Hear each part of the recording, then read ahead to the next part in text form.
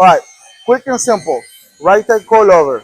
Let's put it together. So step number one, take everything out of the box, do an inventory, and make sure you have it. I do have a mess because we already did one, but this is the second one. So that's the step number one. Make sure you have everything. Next, anti-seize. Anti-seize, very important. It will help you with any type of adjustments or anything in the future. Even though it's aluminum, aluminum does get dirty, not so much oxidized. So make sure they use anti-seize. We use spark plug anti-seize for a reason, and if you know why, leave a comment. Let everybody know why we use it. Locking color from the bottom up. In this case, this is for an S150, F150, so 2022, 23. So just put it somewhere. You're gonna adjust it, you're gonna preload it, you're gonna do so many different things in the future. So very important, so it doesn't make any noise. Put it in there. So the color comes without the screw, so make sure, don't forget to put the screw once it's on the vehicle. So after the nut is replaced, go ahead and drop your coil in there. It has no position, so it doesn't matter if it goes upside down or anything, you cannot mess that up. So you got your top, you got your washer in there. So drop both of them in there, and now it will go through just because you removed the knob. If not, it will not go through.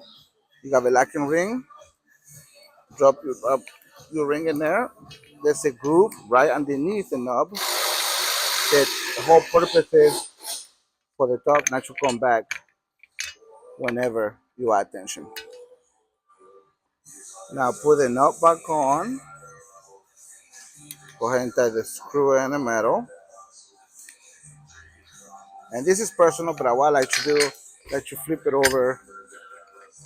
I like to add some tension to it, and that way I do spray the anti-seize on the thread as well. So just, I will do it until it's hand tight, because I'm gonna redo it whenever it's on the vehicle. And once again, it has no screw in there, so make sure you put the screw after you install the vehicle. Next, you got your top mount, and the top mount for the coilover itself. You got both of your half-inch bolts. Throw them in there. Make sure you go from the bottom up. You want the actual nuts to end up on top. Okay, so once you have it put together for the most part, you got your top plate put together. This is why attention to detail comes in play. So you have your knob right here, you have a notch right here. This notch goes towards the inside of the vehicle. The knob goes towards the outside of the vehicle. So you have to make sure that you mount this like so. So grab one of your longer bolts. Almost forgot. Grab your reducers right here. Put your plate on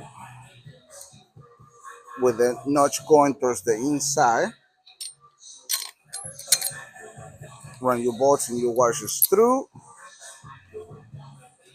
and the top part of the vehicle is pretty much done. I mean, at this point, you're ready to put the top on. Now, the bottom part is the tricky part. Depends on the control arms that you have.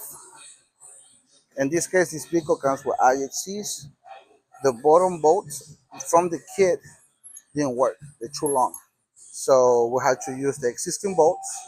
We had to grab the mount and actually grind the inside of it to make it fit. But besides that, it's the same operation. Grab your reducers, put them in the bottom, grab your ball, run it through it, torque everything to specs. You'll be good to go. From that point on, you're just messing with height, which is another video. Thank you.